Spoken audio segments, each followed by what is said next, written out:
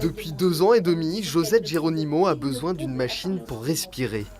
Car le soir du 16 août 2017, alors qu'elle se repose dans sa maison d'Alcanar, en Espagne, une énorme détonation se fait entendre.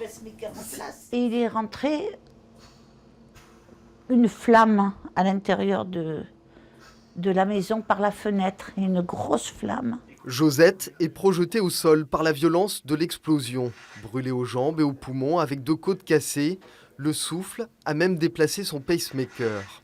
La septuagénaire va faire un mois d'hôpital. À proximité de sa maison, c'est en fait la base arrière d'une cellule terroriste de Daesh qui a explosé. Les djihadistes préparaient les attentats de Barcelone et Cambrils, mais se sont accidentellement fait sauter avec leurs engins. Depuis, la vie de Josette n'est plus la même. Je suis plus la même. Avant, j'avais une vie heureuse. Je prenais ma petite voiture, j'allais en Espagne, j'étais avec ma petite fille.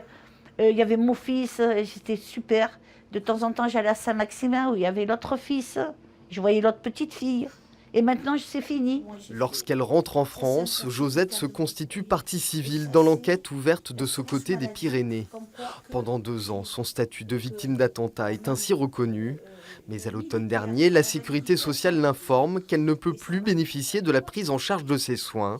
Elle ne fait pas partie de la liste officielle des victimes. Pour la justice française, elle a subi un accident, mais pas un attentat.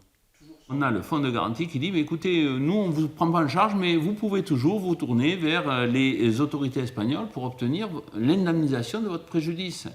C'est-à-dire que là, il y a un passage de relais, une démission même des mécanismes que l'on a mis en place, que tous les Français financent. Tout cela est payé sur les primes d'assurance. Inimaginable que l'on ne veuille pas la reconnaître. Et le combat de Josette Geronimo et de son avocat n'est pas que financier. L'un et l'autre en font aussi une question de principe.